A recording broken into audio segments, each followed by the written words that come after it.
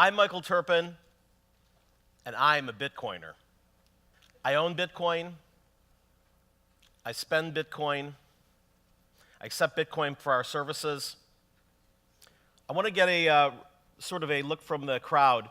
How many people have at least heard of Bitcoin? Okay, it's been in the news. That's most of you. How many people feel they really understand Bitcoin? A much smaller number. And how many people actually own Bitcoin? That's maybe 3 or 4. I was in your shoes a little over a year ago. I'm a technology marketer, and I had not heard of Bitcoin, but I heard there was this thing called the Bitcoin Foundation that was having a conference.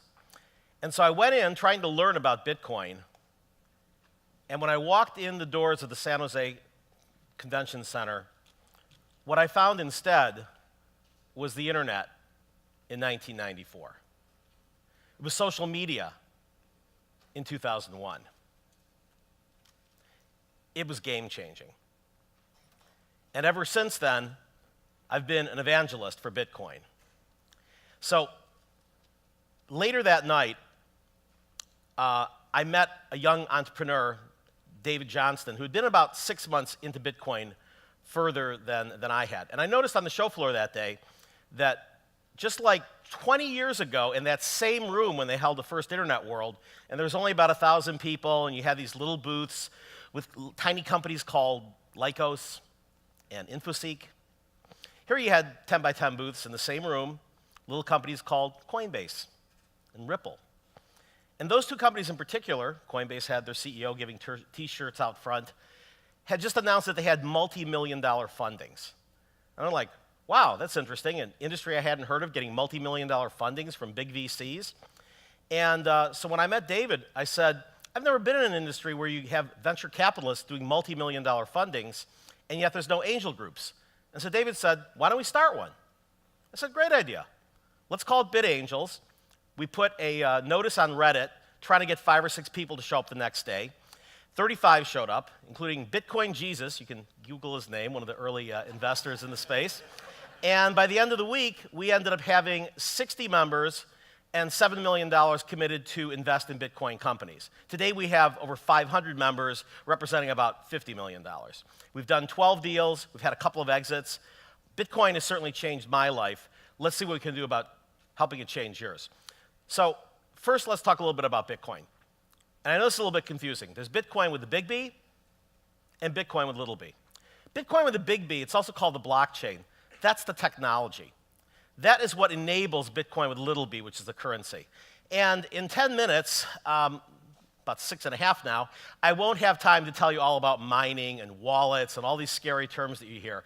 But really, weren't you a little bit confused and in a strange land when you heard modems and routers and servers 20 years ago? It's the same thing. You didn't need to know TCP/IP to go and look up your favorite website, and Bitcoin is getting simpler to use. So we're going to talk a little bit about what this means for Hollywood. So this is pretty much what's been portrayed, right? Bitcoin, Silk Road, evil, ooh. What can you do with Bitcoin? You can buy drugs. You can hide money. Just like you were able to do with $100 bills and suitcases for a long time. It's no different. Bitcoin can be used as cash. And it also has this underlying technology that will power a $1 trillion marketplace. And of course, Wall Street has never seen a $1 trillion marketplace that it doesn't like. So you have these two competing factors. And they can both actually survive in this marketplace, just like in Hollywood. Remember Napster? Napster was a game changer. And the RIAA came and crushed them because they were in one centralized place, not BitTorrent. BitTorrent is distributed and cannot be shut down. And yet, it coexists peacefully, more or less, with iTunes and Spotify because they made it simpler to use. Similarly, we've got Bitcoin, which also cannot be shut down. It's only used by about 1 million or 2 million people, about 10 times a year ago. And it can certainly peacefully coexist with the US dollar and with PayPal and everything else. It's just got different uses, most of which are going to be outside of the United States. Payments. If you are dealing not only with international, but with any place you're taking a credit card for, it's a no-brainer to take Bitcoin today. You can turn 100% of it into cash, just like Expedia just started doing. You can turn 90% of it into cash, just like Overstock is doing, just in case the price goes up.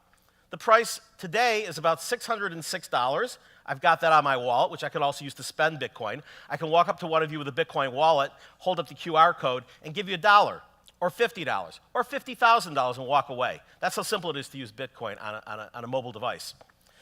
And there's no returns. And what's really exciting for Hollywood is micropayments. You can go and charge per view, less than a penny, and have it automatically accounted for and send someone a bill once a month. It's not $10 and they say, do I really want to spend $10 this month? It's 74 views at half a cent a piece, and it then automatically takes it out of their account. You also have the ability to do fundings.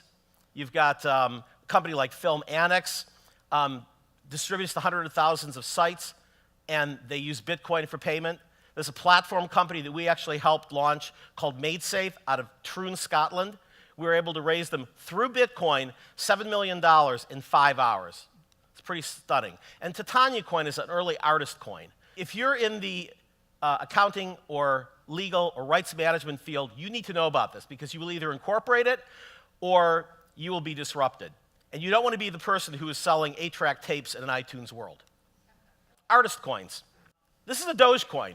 It was this cute little internet meme that ended up going wild. It was created in December. It was worth nothing. A couple months later, it wasn't a joke. It was worth $70 million. It actually has more nodes than Bitcoin does. It's got a very passionate community because you can mine it very easily. Children mine it. And they ended up having the Dogecoin community gather together and fund a race car at NASCAR for $55,000. This is only 6 months old. So what happens when a real community gets together around a celebrity? There haven't been any, so somebody started a fake one, Kanye West. Now, Kanye's people were not really thrilled about that, so they sent a cease and desist letter to an anonymous Gmail. It wasn't too effective, but that kind of fell apart, but there will be artist coins in the future. And if we can have Dogecoin, why not Snoop Dogg coin? If we can have a fake Kanye West, why not a real coin I am?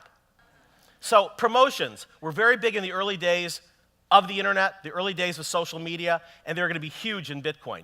A company called Coinbase, which is the largest wallet company, they were at that little show, now they have over 1 million users, made a deal a couple weeks ago with Budweiser to give $10 of Bitcoin to any of the 130,000 people who are attending 2 concerts this Labor Day, Made in America tour, that is starring, oh look, it's Kanye West again, and Pharrell. Now, what do you think they're going to do when they come home as new Bitcoin users? They're going to get a splash page saying, would you like to buy the new single by Pharrell? Would you like to buy some swag from the concert? This disruption will also include some of the biggest players in the industry right now.